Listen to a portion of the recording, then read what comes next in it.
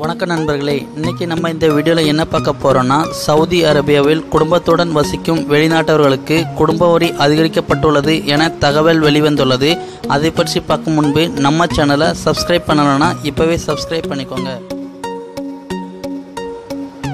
Saudi அரேபியாவில் குடும்பத்துடன் வசிக்கும் வெளிநாட்டவருக்கு குடும்ப வரி அதிகரிக்கப்பட்டுள்ளது. இந்த புதிய வரி விதிப்பு கொள்கை வரும் ஜூலை 1ஆம் தேதியிலிருந்து நடைமுறைக்கு வரும் எனவும் அறிவிக்கப்பட்டுள்ளது.